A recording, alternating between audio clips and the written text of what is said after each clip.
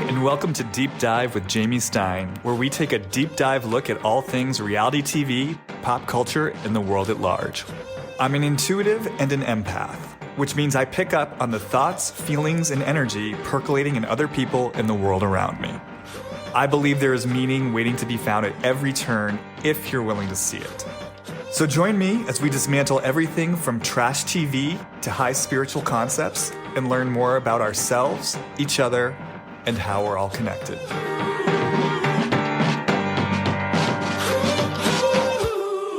All right, everyone. Welcome back to, I was going to say another episode of Deep Dive with Jamie Stein. This is not just another episode.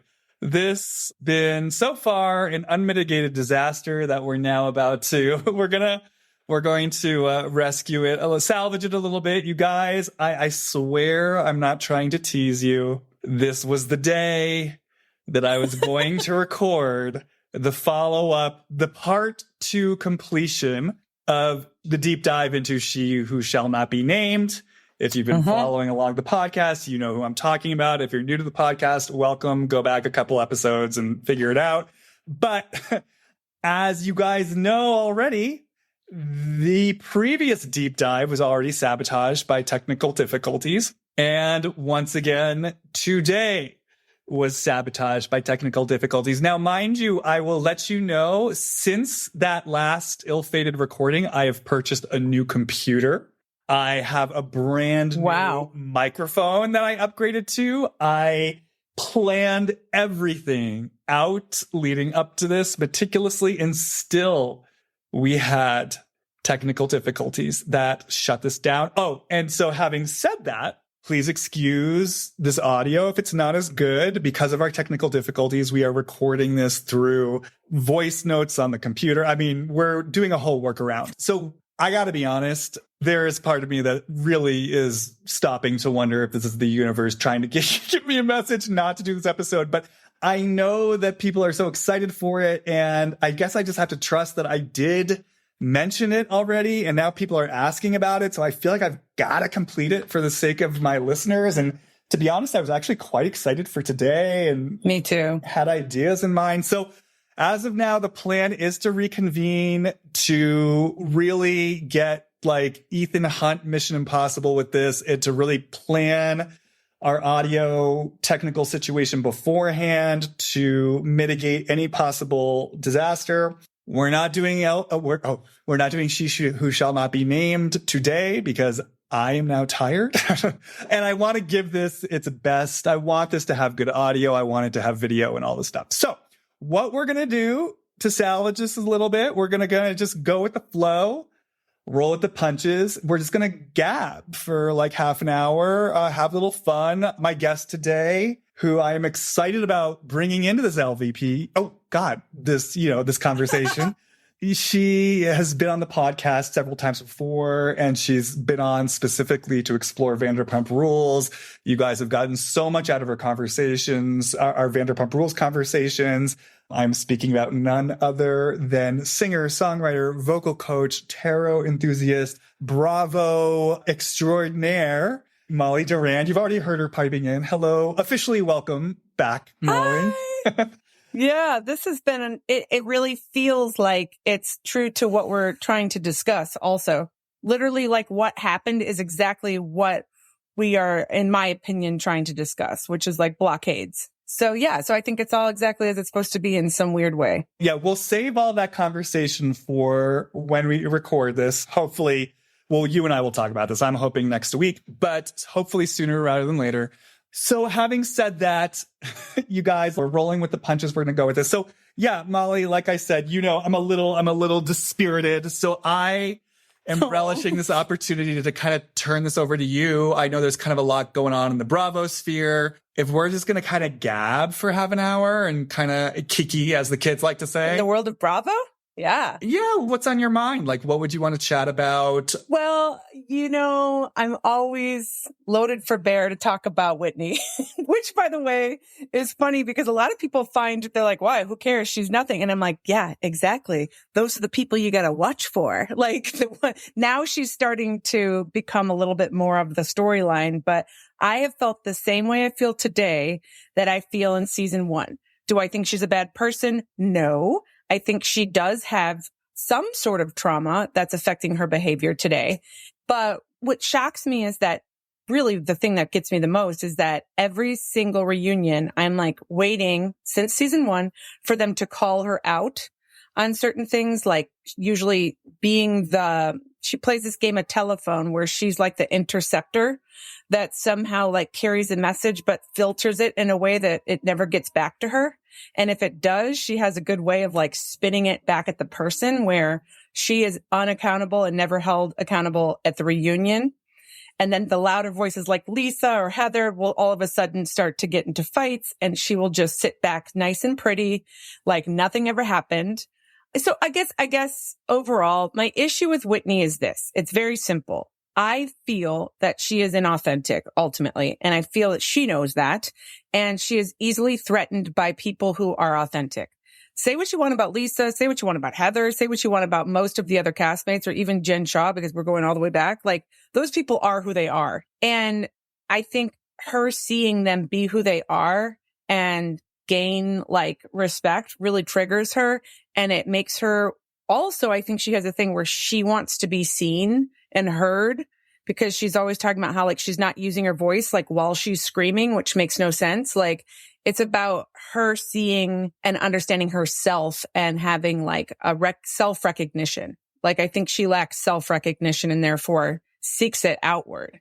So anyways, I think that her covert techniques are becoming more obvious, but I have a feeling that she's going to get away with it this season too. And by the time they're at the reunion, Andy won't ask her one question and she'll just skid by yet again. That's my fear. Yeah, well, it's already kind of happening. She's very good at what she does. She is almost a master at what she does. Now, before I respond, I do want to say, because we've been talking about doing a proper Whitney deep dive, and I still want to do that. So I guess I'm just going to hold this as like an amuse-bouche. You know, like, we're not going to go all the way into this stuff, but maybe we'll just, gab for 20 to 30 minutes about Whitney and maybe hold off. Yeah, or maybe even just Salt Lake. Mm-hmm.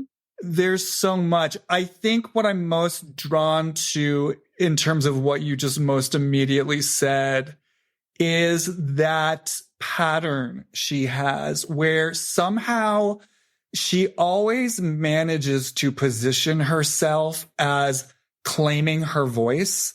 And then when it kind of causes drama or a kerfuffle, she somehow then frames the situation as, I'm not backing down from seizing my voice. Yeah. Oh yeah. It's so great. So manipulative. The playbook is the same every single time. So if you go back, because I just did a whole rewatch in anticipation of season 5. I binged all 4 seasons leading up to this. And it's so funny because, when you go back to the season 1, her first major shit show that she started was when she decided she was going to tell Jen Shaw at Sharif's birthday party that Mary said that Lisa Barlow and Meredith Marks had said they were scared of Jen to Mary.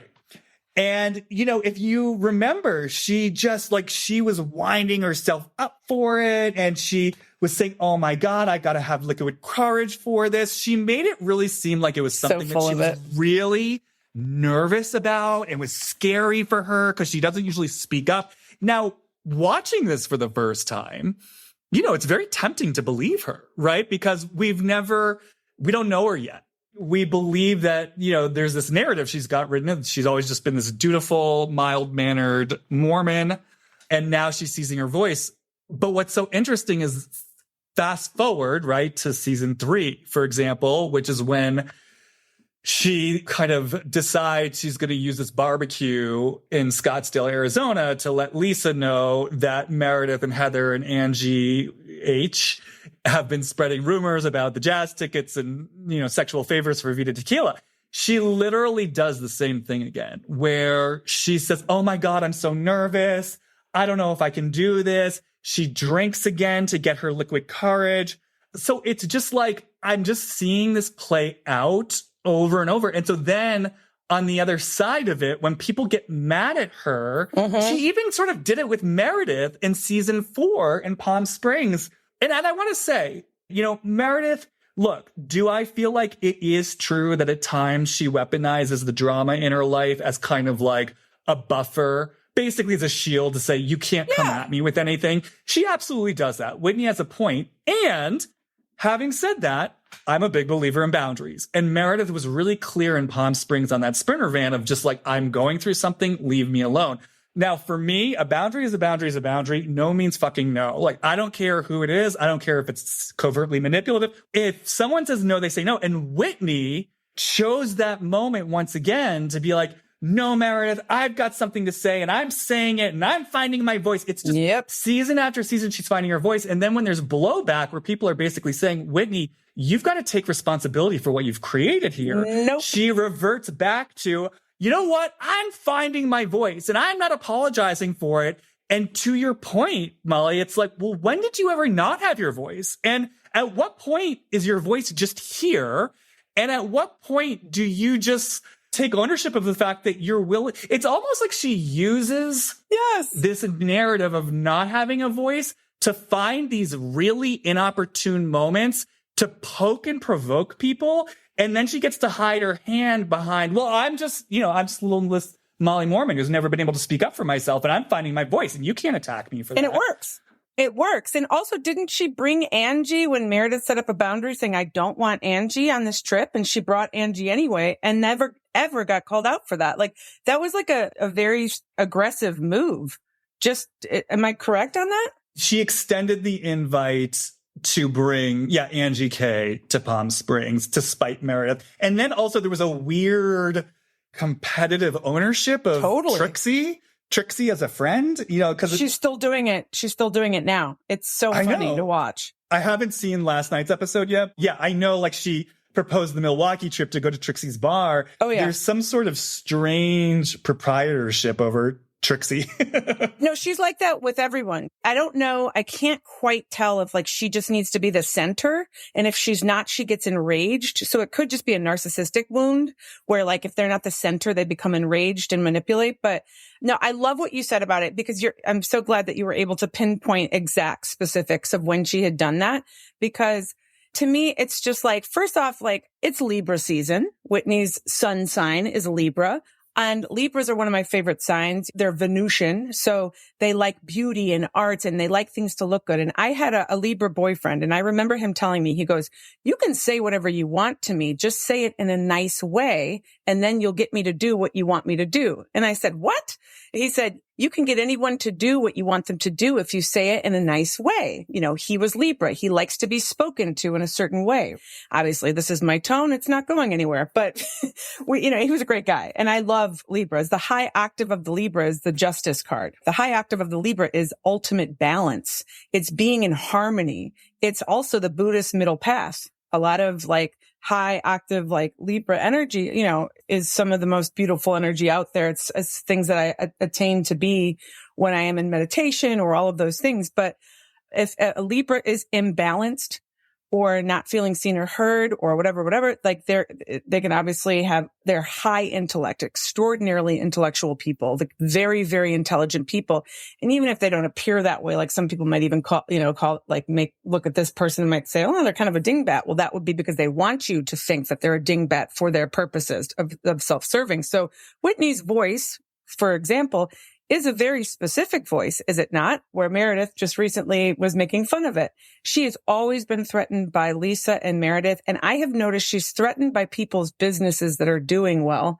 But then I've also done some research on like Justin and her and possible MLMs. And there's a lot going on that I can't like speak to with any authority, but there seems to be a lack of her own ability to self-create in the way that she wants. Everything to me feels fabricated. Everything feels fabricated and strategic and thought out and inauthentic. And I think that ultimately, when you don't feel that you can, okay, here's what I'll say. Her faith, right? If you don't believe that you're going to be okay no matter what, I don't care what you believe in. Your behavior, your personality will be altered. If you think you're not okay and that you need to control and manage everything in order to be okay, you're going to craft a personality and your behavior is going to be coming from that point of view of I'm not okay. And I guarantee she had some serious childhood trauma. So I empathize with her. I want her to actually heal. The only way to heal is to look at yourself clearly rather than paint yourself as an actual Jesus, which she did last season with Lisa. She has like a Jesus complex. And she was saying that she could save Lisa, which also is a narcissistic trait when they become like philanthropists and they're going to save everybody. So like, the narcissism can come from not getting your needs met as a child and all of this stuff. So anyways, I will just wrap it. This particular point here, this person is crafting, strategic, inauthentic to its core and has fabricated a personality that she's now rebranding as like the bad bitch who wears like black now. Now she's rebranding to see if that does her better. And it's all based off of wanting a couple things. She wants power because she was probably powerless as a kid. She wants influence and prestige. Those are the things she's after, and she will do whatever it takes right now because I don't know what drives her exactly, but I can tell that it's the opposite of whatever she presents. Well, it's interesting because what comes to me is when I kind of hold this notion of how she brings her voice out and her commitment to this narrative that, she doesn't have a voice, and therefore that's what justifies her poking in the way that she does. And then if you try to call her out on it, she's like, wait, you can't take my voice away from me, which I have another really good example of that I want to talk about. But, it's almost like what comes to me, in her childhood is a whole other can of worms because, per her own description, she's literally blocked it out, which that's such a huge thing. But just to stay on track with what we're opening up right now, the way that I suddenly experience it is if we kind of go with this notion or this theory that perpetuating the narrative that she's this voiceless little girl who's like finding her voice, that kind of justifies the way she brings her truth out, which to our point is provocative. She pokes, right? And it's almost like, so when I hold that sort of poking energy to respond to what you just said, even though we don't know the specifics of what happened, in some ways she doesn't even know the specifics because there's so much that she's blocked out. But this general idea of like, let's say a powerful girl, a powerful young woman, because Whitney is powerful for sure, a lot of powerful energy. Powerful girl, powerful. And the other thing I want to say about Whitney is, and I know you'll agree, she's smart, she's perceptive, she's emotionally intelligent, which again, this is for later down the line, I think is part of what actually makes her dangerous. But I do think all those things. I think she's smart, perceptive, emotionally intelligent. She's powerful. So you have to imagine in her core, in her essence, this is a girl, young woman who's seeing things, noticing things, and has things to say about what's going on. And it's almost like if she's robbed of that agency, if she's robbed of that opportunity, if she's in a situation that's so dire in some type of way that she has to literally repress her memories and disassociate, I can kind of feel the possibility of this voice that wants to come out that's like, I'm going to fucking make you see it. Like, I'm going to make, I'm not only going to confront this, I'm going to fucking make you see it. I'm going to rub your face in it. I'm going to blow this shit up in a way where you have to have a reaction and you have to fucking deal with this. And it's almost like that's kind of like the spirit, it's like Meredith on that. She is. Yeah. Yeah. It's like on that Sprinter van. It's, she could have taken the high road and been like, look, I mean, I've been in this situation so many times as someone, who's, and I'm sure many people can relate, as someone who's intuitive and highly sensitive. Are there tons of times where I can sense that someone's boundary is like, a little self-serving, it's helping them avoid something like that? Absolutely. But can I also take in like, okay, look, this person's bumping up against their limitation right now. They're deep in something right now. Let me just respect that and back off. Let me give them that grace. Meredith had already lost her shit at that dinner with Angie. It had been a tense weekend. Whitney could have just given Meredith some space in that moment, but instead, like, she went in, and then she got her reaction. And so, yeah, I feel this possibility here of, I'm sort of seeing like the female version of Dennis the Menace. It's like this little Tasmanian devil in her that's like, I'm going to fucking make you see it. I'm going to make you fucking see it. I'm going to get a reaction. Like, you have to hear me, basically. That's right. And also, which makes me have a little bit more compassion for her when you frame it that way, because, and maybe also, she talks about her, her healing journey or healing or whatever, how she says it. And if that's the case, then she is on her healing journey, and she's now in the shadow period, which we've all been to. I wouldn't want cameras on me when I'm looking at some of the shadow work for the first time in my life. So maybe this is her way up through the gates of figuring out to have the right hand know what the left hand's doing within her own psyche. And we're just watching it in real time.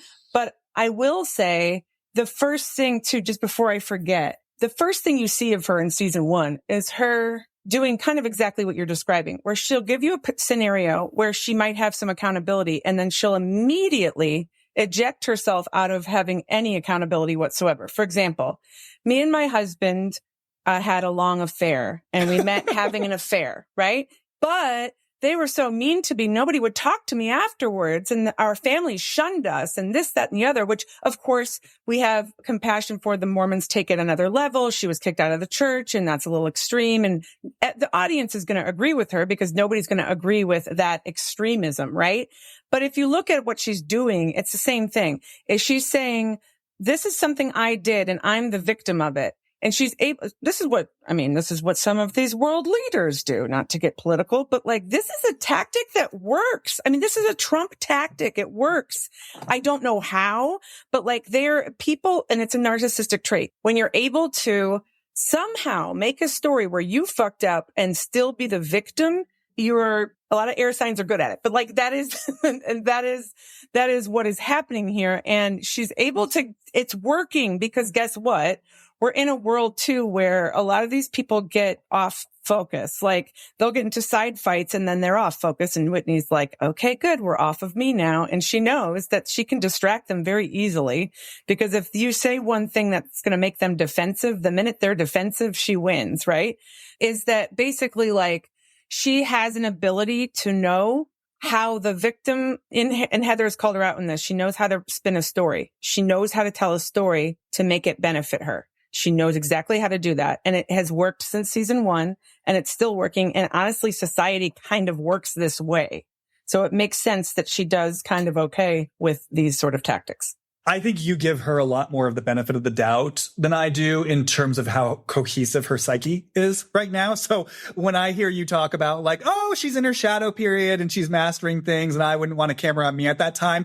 Again, this is sort of a whole separate topic. So maybe we should save this for our actual deep dive on her. But I mean, I always just have this question of to what degree has she really splintered in her psyche at this point? And to what degree can we even expect her to be able to integrate anymore? Especially, again, when she's talking about, I literally don't remember like entire years of my childhood. I mean, the way that is real. No, I know. I believe her. And also the way that she talks about it is so interesting because it's almost so casual. So again, I'm going to kind of leave that like as a bookmark for later, because I do think the question of her capacity to see things in an integrated way where she's fully in her body here, perceiving things correctly, that kind of colors this whole conversation. But to the point that you were just most immediately making, one of the things that I also really noticed about her, I think she was throwing a birthday party for Justin at one point. I think that's what it was. She wanted to celebrate him. And I remember her saying, she said something like, oh my God, he's been the most amazing husband and he's sacrificed so much for me, like this, that, and the other. And then one of the things that she threw in there is like one of his sacrifices was strained relationship with the kids from his first marriage. And I remember just sort of, and she said it so quickly, it was lumped in with all these other things that he had done for her. And I remember thinking, Whitney, I don't know that him being estranged from his kids because he had an affair and then ran off with the other woman. And I want to be clear. It's not, hopefully this is clear. I'm not judging them for their actions. No. Life happens, but we also how she tells the story. Yeah, but we have to take responsibility for our actions and the impact it has on other people. And we don't know the specifics of how that went down or what happened. But what I'm hearing you say is he's estranged from those kids. And it's a result of his affair with you. And it's just exactly what you're saying. The way that she framed it was sort of putting him up on a pedestal as like, he made these sacrifices for me. And it just reinforces this sort of narrative where they are the victims who are being sort of targeted by the unfair system, as opposed to maybe leaning into, well, in the kids' narrative, we are the villains, in this situation. And sort of similar to all this too, just as I'm kind of like spitballing, the other example that stood out to me so deeply so they did the painting sex scene, right? I think that was at the end of season 2. Yes. And then he gets fired, let go from his job while they're filming season 3. And I think this was near the beginning of Whitney's healing journey.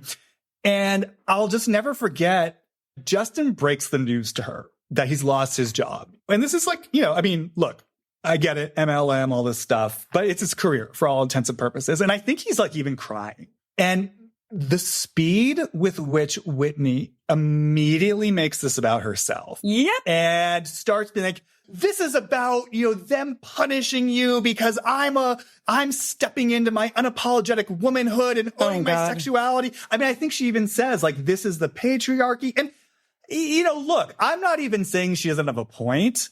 But it's the speed with which, there was no real moment of her even just, taking in, this is Justin's story. He just lost his job. He just got fired. He got fired because of the scene they were performing on the show. There's not even a moment of like self-responsibility of like, oh, I did make this choice to have a very provocative scene on the show, which again, in a very conservative area. Like that is something that I'm doing consciously and then becoming a victim for it. I know that I live in Utah where there are Mormons and I'm having affairs and getting naked with paint and wondering why I'm being persecuted because you're in the Mormon community. And I think, and just to be clear, I don't think either one of us is saying she shouldn't do that, right? Or that she's wrong for doing it. No, the point is it's smart because she knows us as the audience will hate the Mormon community more than we'll blame her. But it's also just an awareness of like, you can, God, do I tell this story? I don't want to trigger anyone. I was in a group setting where there was an invitation for people to share their creativity and their art. And one of the participants wanted to do his stand-up routine, and his stand-up routine, without getting into specifics, had some very off-color jokes about some very sensitive, potentially triggering subjects. And he literally said, well, I'm going to do my stand-up routine, but no one can get mad at me. And then he tells these jokes, and then there were some people who got mad, and there were some people who walked out. And then he victimized himself. And I remember just sort of sitting there like, look, you can tell whatever the fuck joke if you want to be this provocative comic who tells these jokes and, you have some intention for that, go with God, do your thing. Like there's room and space for that. But what you can't do is then have a problem with people's response to that. Now, this is a little different because again, the system that's responding to her can be very problematic and it can be very misogynist and all this stuff. So I get where she's coming from. But at the same time, we all have to deal with the reality that we're in. And she has to know if she does this, kind of like to the original point, she is doing something provocative. Now, if she wants to fucking own it and say, you know what? I'm doing this painting scene. I'm getting naked. I'm inviting Justin into that. I don't fucking care what people have to say. Exactly. Like, great. But when Justin gets fired for it and is in tears about it, there was just something to me about, again, the speed with which she leapt to, we are the victims in this. And it's not even so much about that. For me, it was even more just about not holding any space for Justin and what he was going through in that situation and co-opting his experience of being fired when he was being supportive of Whit in the sense that he was filming the scene for the show because she's on this show. You know what I mean? He is supporting her doing all this stuff. And then he paid a price for it. And there was just no on camera acknowledgement of that whatsoever. 100%. And I think that, this is why she gets so mad at Heather when Heather's book came out.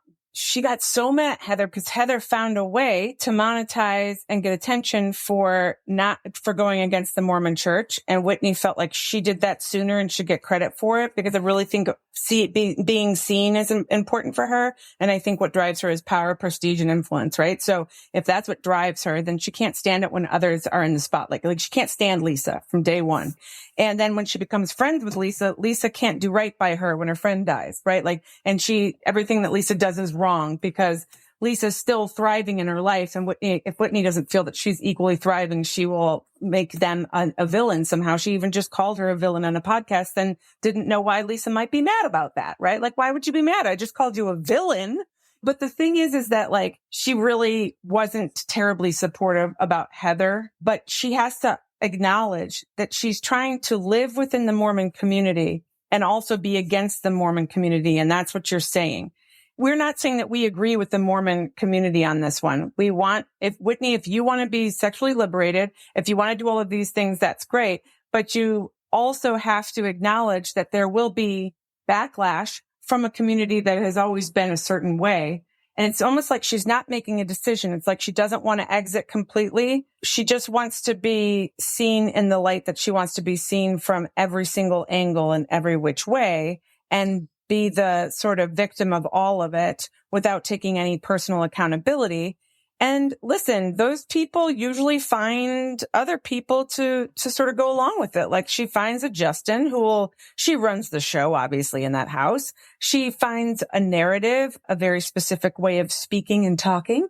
And she is also very, obviously she's a beautiful woman. Like if you see her go in the testimonials, I have a theory that she is like literally like hypnotizing and flirting with the production crew. I swear to God, because she is brutal and mean and makes fun of everybody, but she makes fun of them with this smile and like, haha, it's so funny. Mary's so stupid, or this person's so dumb. Like she makes fun, and she gets a lot of airtime in testimonials where she's making fun of everybody.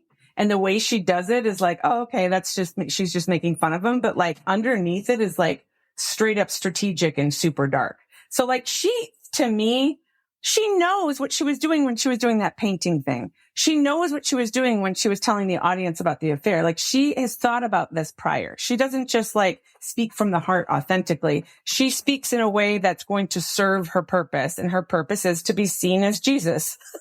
Well, and it's also, again, I mean, it's just all in this theme of like the painting scene. It was provocative. To me, it's the same dynamic of, I'm going to do something in a provocative way, but then I'm backing away from it. Like when there's a reaction to my provocation, that's when this becomes about me being a suppressed victim rather than an empowered provocateur. There you go. There you go. You just nailed the pattern. And I think it's kind of like, it reminds me a little bit.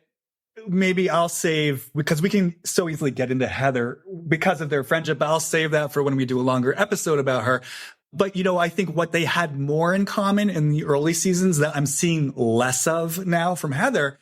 But I really felt in Heather, especially in the first few seasons, it's like, you've got to see me how I want you to see me. I felt like that was so much of her demand on Lisa. It's like, you've got to see my journey a certain way. You've got to see my pain. Like, you've got to see me the way that I want you to see me. And I kind of feel like... To Lisa, you're saying? To Lisa specifically? Well, yeah, in those early years when they weren't getting along. Okay. Yeah, I see that. Yeah. But that's kind of almost what I feel with Whitney too, where it's like, you've got to let me do everything I'm doing, how I want to do it, and then interpret it the way that I want it interpreted. That's exactly right. That's what I'm saying. 100%. That's what I'm saying. And it's this weird thing where it's like, as Whitney, I want you to hold space for all of who I am. But if you don't have the reaction I want you to have, if you don't respect, what I'm framing as my journey and the way I go about things, like that's your problem. And it is a problem. Yeah, you're a villain. So there's like a real sort of manipulation there. Yeah. And then finding Angie Kays, who, she knows how to also like, okay, I've got somebody who also has a problem with Meredith, so let's make allies with her. So when 3 people are coming at me with 3 facts where I lied at a dinner table, this was like that dinner table where the 3 of them finally give specifics of, Whitney, here's when you lied to me, when she says, don't call me a liar. Here's when you lied. Here's when you lied. Here's when you lied. Plus we have lots of footage where you lie, which Andy never calls you out for, but whatever. So like, all those times. And she was able to like, and Angie's like, don't come at her. That's just so mean. And it's like, what's really mean is being covert, super sweet and nice while you're literally like sticking it to people 24/7. And eventually they're going to pop off. But because they're yelling and Whitney's not, this is the thing that drives me crazy. When people are in their power, but they can't be heard because, whoa, you're really heated right now. You're really like that is just so manipulative. Like they're all. Shannon Bedore does that. Oh, she does it all the time. And it's like, it's just a tactic. It's like these people are angry because you've hurt them, not because they're irrational. It's because you've lied to them and you've gotten away with it. And now you're the victim. It's wild. And then you find an Angie K who's like, whoa, guys, you're really coming for her. And it's like, so ridiculous and exactly what she wanted. And now she gets to rebrand herself as like, I don't care. I'll say whatever I want. You know, like I'm going to be like, F you. My spiritual healing tactic is like the middle finger. This is my healing journey. And it's like, she's marketing. Everything's a marketing. It's all MLM.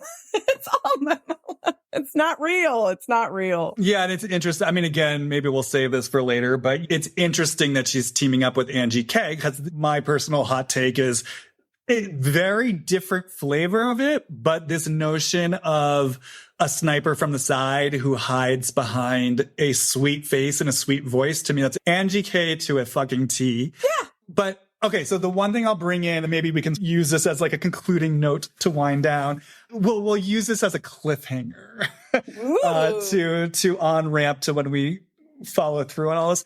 Because you sort of brought up her desire to be successful. And then you even brought up like wanting to be a Jesus figure to Lisa. 100%. Back in season, what was that? That was last season, right? Yeah. Mm-hmm. One of the things that was so interesting to me in my rewatch, I think it was season 1 where Lisa made a comment on camera, or I think, it was this funny, cute scene where Lisa and John were having Henry and Jack define their goals. And I think Lisa said, like, my 5-year goal, something like she wants to either have $1 billion business or a $5 billion business, something like that. Mm-hmm. And it was so interesting because next season, when Whitney was rebranding, what was it, Iris and Beau to Wild Rose Beauty, she literally says, I want this to be like a $5 billion business. I mean, whatever it was that Lisa said, she literally co-opted it. She's a copycat. You know, so that was really interesting to me how she co-opted that. And then, and again, we'll just maybe gently open this up without going too deeply into it. But what really struck me in that rewatch, especially last season with all of the drama that came up around Lisa, her reaction to the death, what Whitney needed and wanted from her and all those things. I was just watching that and it really hit me during the rewatch where I just felt, and I don't usually talk like this, but it really felt to me this way, Molly. And I'm curious, like your hit on this. I was just like, she's a little obsessed with Lisa. I mean, like she is obsessed with Lisa since day one, since they got married and that thing. And she like basically like demolished her company within like 15 minutes of episode 1, where she's like, oh my gosh, Lisa gave her free like booze for her. Like, I thought that was so generous for the wedding. And then she turns around and tells everybody, you know, Lisa's bartenders. That's not Lisa's bartenders. Bartenders are hired separately. Like, she's giving you the actual Pura Vida. She's giving you actual liquor. And then she tells everybody, Lisa's bartenders trashed my house. I mean, that is a blatant attack on Lisa's company because she does not like it when people thrive with monetary gain. That really gets to her. That's why she didn't like the book for Heather. She cannot stand it. That's why she doesn't like Meredith stuff. And there is something to what Meredith is saying about the bath bomb. And because Meredith is Meredith, it's going to be turned into a joke. But she is a copycat. And everybody does know that that is Meredith's thing. And I guarantee that Whitney thinks it's funny to sort of take that from her. Well, and what's so interesting going back to season 1, Whitney asked for the tequila. Lisa obliged. And then even to your point, these are contracted bartenders. Would you ever spread that rumor amongst friends and like tarnish somebody's company that is like that on national television? That's a big swing. And she didn't get any flack for it. And I think that's a big swing. I would not trust her ever again if I was Lisa. I think Lisa's been wildly gracious to this human being. I feel like we could really unpack the Lisa-Whitney relationship. So maybe we'll save that because it is true. She had an insane amount of projection towards Lisa. Yes. When they weren't getting along. And then when they were getting along, I mean, again, we'll save the bulk of this for later, but just that fight they had in Bermuda at the dinner table between, well, it sort of became a fight between Heather, Lisa, and Whitney. Heather's always involved in this too. Well, because it feels like part of the friendship with Lisa, there was like a power struggle there between the two of them. Yeah. There was like, Lisa was the rope in their tug of war, But, Whitney suddenly saying, Lisa, you were, oh God, there's so much we could get into. But I'll just look, the taste that I'll give when we unpack this is like, nothing that Whitney says ever makes sense because I listened to clips of that podcast interview. And actually, I'll shout out to Emily Hanks. Oh God, I always forget. She's rebranded herself a few times. I think now her Instagram handles, She Speaks Everything with Emily Hanks. She's been on the podcast several times. Yeah, she's awesome. But she did the Lord's work by putting together this post where she extracted all the bits from that Vile Files episode where Whitney was talking about Lisa. So if you wanted to skip to, just find this on Emily's grid. But, Whitney said a bunch of shit. And what was so interesting when you hear her talk about Lisa on this podcast, and even just like this season when she's like, you've been a shitty friend to me. And that's very much the spirit of what she's saying on the Vile Files. Like, she's a shitty friend. She's self-obsessed. She's this, she's that. But then I'm sort of sitting there. I'm like, Whitney, let's rewind to that fight in Bermuda where the crux of your anger in that moment, because it shifts every fucking time. 1 minute Lisa Barlow is negligent and ignoring you. Then the next minute at this fight in Bermuda, what she's saying is, Lisa, you are the friend I needed and wanted support from because I care so much about having your support. And she even wanted this whole thing. People don't realize how close we are. People don't realize the type of friendship we have. You're the one I wanted to go to. You're the one who it was important to hear from. So the reason I'm bringing this in is, one, again, I'm sort of speaking to this fixate. She's always fixated on Lisa to some degree, which at some point I want to explore this. Yeah, because Lisa has a lot of light. Yeah. Okay. Yeah. We need to really get into this. But then, the secondary point I'm bringing into this now is also your words never fucking match up. If Lisa's such a shitty self-involved friend in season 5, why were you pontificating about how close you are to her in season 4 and how no one understands how close you are to her and how important it was to have her support? This is what I'm saying. Whitney, nothing makes sense. That's the goal, chaos agent. And this is also part of why I really do wonder to what degree is she just fractured at this point. So maybe that's something else we can hold for next time. So, yeah, I know I said a lot, but is there any concluding response you want to that? I would love to talk about that further. I'd even, as somebody who has also survived, abuse as a child, we can go dive into that in that regard and how that can affect you if you're not healed, and why I think her listening to a podcast like this might actually help her if she was even open to healing. But I'll just end with, look, her behavior is similar to the behavior of any narcissist. Like a Trump who provides chaos, makes you look in the other direction, is always the victim, is claiming that they're Jesus, they're God, they're this, they're that. And if you don't agree with them, then they're going to do whatever it takes to take you down, because their whole base system of value is based on power, prestige, and influence. If they don't have those external things, they are not okay. And if you're not okay based off of externals, you're screwed, right? If you don't have an internal okayness with yourself, your soul, or God, then you don't have much to go off of, and your personality is going to be manipulative, right? So that's my take on it. And I think that she is very dangerous. And I think that I would love to talk about it more, because I think a lot of people like this operate in the world and get away with it because they talk nice. And that really triggers me. I'm a vocalist, right? I'm a vocalist. And I'm it's like I teach people how to find their voice. So I do not like it when people manipulate and then use the word voice and finding their voice, and they're manipulating as they say it. It doesn't work for me. Well, I think Whitney, literally in terms of her actual physical voice, she would be so well served to work with you because her voice is so clearly caught in her throat. And I would love for someone like you to support her, to find her this is the thing. She needs a good scream. Yeah, that's part of how she infantilizes herself. I would love for her to work with someone like you to liberate her adult, empowered, powerful woman's voice. Or, I mean, I don't teach that for speaking, but what I do teach is how to connect to your soul through singing, which would eventually allow her to find her internal voice of truth. And I could help with that, but you'd have to be open. And to your point, I don't know. We'll see. It'd be interesting to dive further into that. I think, actually, Molly, I mean, I love how seriously I'm taking this hypothetical situation, but I suddenly just felt concerned for you because I feel like anyone who's helping her has to be, and not just for their sake, but for her sake too. I feel like they all have to be really careful because if my sense is right, that there is actually something very fragile there in terms of the fractured psyche, I think she just needs to go really fucking slowly because, these are big defensive Byzantine walls that she's thrown up.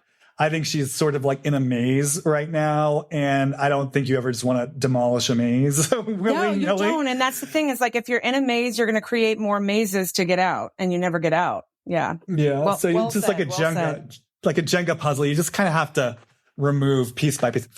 Okay, Molly. Well, yay. This was great. Yeah. Thank you for, going with me on this ride. We are, as of now, the plan is to get our technical bearings and to complete the LVP episode, I guess, unless something really comes to me that's just saying, Jamie, you got to listen to the signs. You're not supposed to do this. But right now, my intention is we got to do it. Regardless, we're potentially having you back to complete that. We're going to have you back. More will be revealed. We're going to have you back to complete Whitney Rose. Even that name, Whitney Rose. Come on. I mean, you kind of almost can't believe that it's not made up, right? It's such like a Tennessee Williams. 100%. If you were writing a play about Utah and it's such a heightened, she's such a heightened character. Which, maybe we'll get into this in the follow-up. Maybe we'll get in. I mean, maybe the reason why she's on TV and she's so performative is that there is some relationship to like heightened theatricality. 100%. Kind of like an Erica Jane thing, maybe. Like maybe there is some relationship to performance. I don't know. But anyways, tell us where people can find you. At Molly Durand on Instagram. You can at mollydurandmusic.com or MD Vocal Studio. I teach voice lessons to singers and I'm a vocalist and I'm in a band called Lyra and the Light. We have an album coming out 12/12. And I am also a musician got a new track I'm releasing pretty soon. So stay on the lookout for that. It's called Bad Moon, which is all about the shadowy aspects of life. And you guys, I will just vouch, Molly's voice is incredible. Her music's incredible. So if you're drawn to her energy in this podcast at all, definitely go check out her music. And as always, you can follow me on Instagram, Jamie Stein, JAMIESTEIN for exclusive content. And if you're interested about my work, just head over to my website, send me an email through the contact page, let me know. Thank you all for bearing with this journey, the technical difficulties, the mediocre audio of this episode. I don't know, maybe let me know if you like these shorter form episodes. Maybe we could do like a Salt Lake series where we just do shorter little phone call episodes that are quicker to do. I love that shorter for Jamie Stein Deep Dive is an hour. Oh no, it's so it's so great. It's like embarrassing.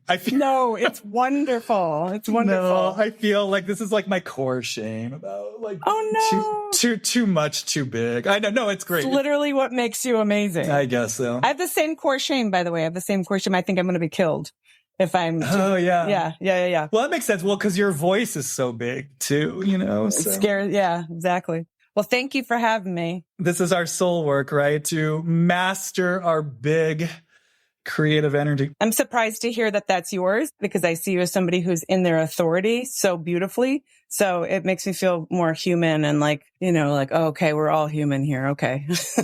Oh no, it's the weirdest thing. I mean, first of all, this podcast has helped so much with it. Like it's healed so much. But for some reason, I'm someone who just a level of terror or invisibility that's almost like bizarre. But for whatever reason, once I'm in the seat, and the microphone's in front of me and they press record, it's like something just kicks in and takes over. It's like, okay, I got to do it. And for anyone else who struggles with that, just know, let me be an example. This whole thing has terrified me. So sometimes you just move forward in the face of fear. Amazing, Jamie. All right, Molly. Well, we covered all the bases. We persevered. We covered Salt Lake City. We got a little personal, and we'll be back soon. We'll be back. All right, guys. See you on the flip side. Bye.